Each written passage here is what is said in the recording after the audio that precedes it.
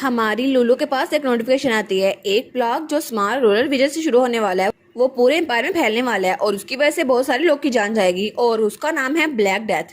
लेकिन आपके chicken shop की वजह से आपका इन्फ्लुएंस बढ़ चुका है, तो अगर आपने सब लोग की जान बचाई तो आपको 50,000 कैश ड्रॉ टिकट मिलेंगे। तो वो कहती है कि यार एक ब्लॉग, लेकिन अचानक से कैसे? लेकिन वो सोचती है नहीं नहीं, डिजास्टर तो बिना किसी वजह के अचानक आ जाते हैं ना, बिना किसी वार्निंग के। और वो कहती है लेकिन फिर भी ठीक है, मेरे पास एबिलिटीज है ना, तो मैं इसको यूज कर सकती हूँ। और तब अपनी बुक खोलती है, वो कहती है मैं ब्लैक डेथ को खत्म कर सकती हूँ क्योंकि बहुत सारी हीरोइंस थी जिन्होंने इसको खत्म किया, तो मुझे पॉजिटिवली सोचना चाहिए। तो क्या पता उस डीमन ने मुझे यही बताया था कि फ्यूचर में ये सब कुछ होने वाला है और उसने कहा था कि अपने आप को क्रूल विंटर के लिए तैयार कर लो। तो क्या यही मतलब है उसका? तो तभी वो वहां से जल्दी से भागने लगती है। वो कहती है चाहे जो कुछ मर्जी हो जाए लेकिन मुझे उसके अकॉर्डिंग काम करना होगा। और तब अपने डैड के ऑफिस के सामने खड़ी थी और तब वो दरवाजा खोलती और कहती है मुझे डैड की हेल्प चाहिए। तो वो कहती है फादर, लेकिन जब वहां पर देखती है तो वहां पर सब लोग थे, ड्यूक भी, उसके दोनों भाई भी और वेसल्स भी। तो वो कहती है अच्छा तो ये मीटिंग में थे। लेकिन वो सोचती है ये प्लान तो कुछ ज्यादा ऑकवर्ड लग रहा है क्योंकि ये क्राउडेड प्लेस है ना, मेरे पास अब कोई चॉइस नहीं है। तो तब वो अपने डैड के पास आती है। वो कहती है वेल आपको पता है लुलू के ख्वाब आया था, बहुत ज्यादा डरावना ख्वाब, उसमें सब लोगों का कलर ब्लैक हो जा रहा था और वो मरी जा रहे थे। तो उसका डैड कहता है अच्छा। तो उसका डैड उसको उठा के अपनी गोद में रख लेता है। तो तब उसके वैसे कहते हैं ऐसा लगता है कि लेडी को एक बुरा ख्वाब आया था और वो सच में योर मेजेस्टी के पास आ गई है। तो उसका डैड कहता है वो मेरे पास आती रहती है। तो तब हमारी लुलू कहती है लेकिन डैड वहां पर एक बीमारी फैली थी, इसकी वजह से लोग ब्लैक हो रहे थे और मर रहे थे।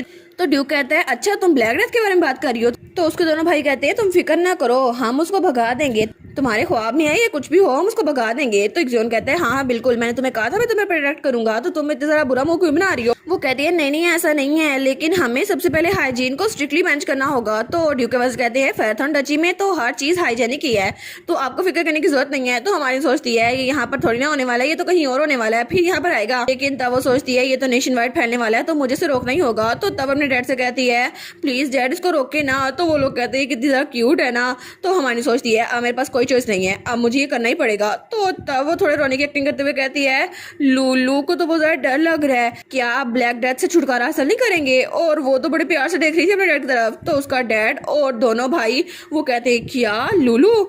तो तब एरिक्सोन कहते हैं हम उस ब्लैक डेथ को खत्म करके रहेंगे, अब चाहे जो कुछ मर्जी हो। उसकी हिम्मत कैसे हुई हमारी छोटी बहन को डराने की?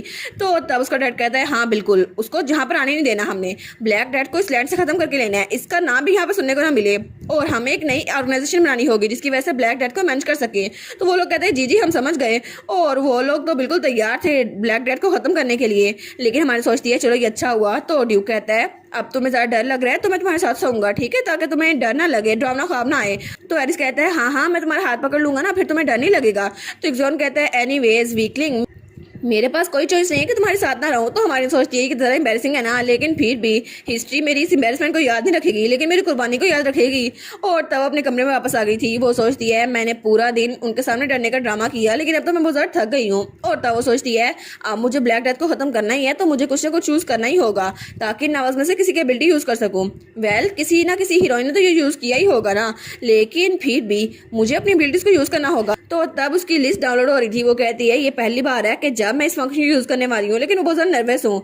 और तब वो कहती है ठीक है मुझे अपनी एबिलिटी को ड्रा करना है, कोई भी एबिलिटी। और तब उसमें से एबिलिटी निकालने लगती है। तो तभी उसको वहां पे एबिलिटी मिलती स्लैम द वॉल। वो कहती है ये एबिलिटी, और वो उस एबिलिटी को देखती है। वो कहती है ये कौन सी है? लेकिन वो सोचती है मुझे ये एबिलिटी थोड़ा चाहिए थी, अब मैं इसका क्या ही करूँ। और उस एबिलिटी में हीरोइन हीरो को वॉल के साथ स्लैम करती है और उसे कहती है तुम मुझे बताओ तुम्हारा मुझ पे क्रश है या नहीं। और उसको 3 बार यूज कर सकते थे, लेकिन हमारी सोचती है अब मैं किस पे यूज करूँ, मेरा कोई क्रश है ही नहीं ना, मुझे तो इस प्लॉट को खत्म करना था, इस ब्लैक डेथ को, आखिर इस एबिलिटी का मुझ पे क्या काम। लेकिन तभी वो कहती है ठीक है मेरे पास एक और चांस है। और तभी दोबारा से कोई और एबिलिटी बुलाती है। वो कहती है बस इस बार मुझे वो एबिलिटी मिल जाए जिसकी मुझे जरूरत है, मुझे बस वही एबिलिटी चाहिए। और तब हमें अगले दिन का सीन दिखा रहता है और नॉर्दर्न ग्लास जहाँ पर हमारी हीरोइन बैठी हुई थी। वो कहती है सब लोग क्या आप लोग को पता है ना मैं जीनियस हूँ, है ना? तो वहां पर जो लोग बैठे थे वो कहते हैं जी जी बिल्कुल, हमें इस बात पे पूरा यकीन है। तो वो कहता है जी बिल्कुल, आप मैजिशियन बनना चाहती है तो आप ये कर सकती हैं। तो हमारी कहती है नहीं, अभी फिलहाल मेरे दिमाग में बहुत कुछ चल रहा है क्योंकि ब्लैक डेथ के बारे में बहुत कुछ सोच रही हूँ। तो वो दोनों कहते हैं क्या ब्लैक डेथ? तो वो कहते हैं क्या आपने वीएल स्टोन के जरिए ये न्यूज सुनी?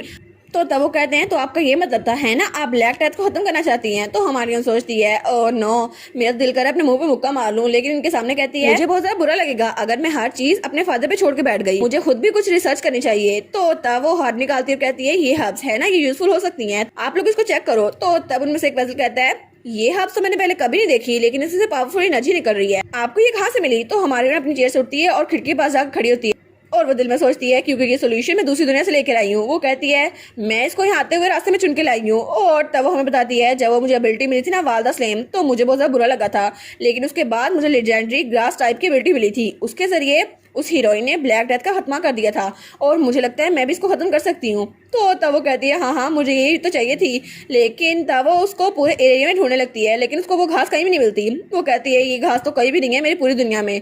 और तब उसे दूसरी दुनिया में वो घास मिल गई थी। वो कहती है ठीक है मुझे उसे ट्रांसफर करना होगा, और तब उसने दूसरी दुनिया से वो पूरी की पूरी घास यहाँ पर ट्रांसफर कर ली थी और तब उसका ट्रांसफर कंप्लीट हो गया था और वो नियर बाय गार्डन में था। तो वो जल्दी से टोकरी उठाती है और वहाँ पे जाने लगती है। वो कहती है मुझे जल्दी जल्दी वो घास चुननी होगी, इससे पहले कोई और देख ले, और तब उस घास को जल्दी जल्दी टोकरी में भरने लगती है। तो वो कहती है गार्डनर सरप्राइज हो जाएंगे अगर उनको ये पता चल गया, तो मुझे इसको जल्दी से लेना होगा। तो तब वो कहती है इसके बारे में क्या इससे हम ब्लैक डेथ का क्योर नहीं बना सकते? तो वो कहते हैं हाँ हाँ ऐसा हो सकता है, लेकिन हमें इस पे कुछ एक्सपेरिमेंट करने होंगे। तो दूसरा कहता है लेकिन आपको ये हब कैसे मिली माई लेडी? तो हमारे यहाँ स्माइल करती है। वो सोचती है एज एक्सपेक्टेड, मुझे लगता है ये मेरे काम आ गया, लेकिन थैंक यू ऑथर। और तब वो कहती है ये हम बाद में डिस्कस कर लेंगे, लेकिन सबसे पहले हमें रिसर्च करनी होगी और इसको सबसे पहले एक नाम देना होगा। तो वो लोग कहते हैं और इस नाम के बारे में आपको क्या लगता है, हम आपके नाम पे ना रख दें? तो हमारी कहती है क्या मेरे नाम पर? वो कहते हैं लूलू फ्लावर। तो हमारी कहती है लूलू फ्लावर? नहीं नहीं फ्लावर पास रख दो, इसका कोई और नाम रख दो। और वो सोचती है लूलू फ्लावर बिल्कुल नहीं, ये तो सबसे ज़्यादा बुरा होगा, मुझे ये नाम नहीं चाहिए।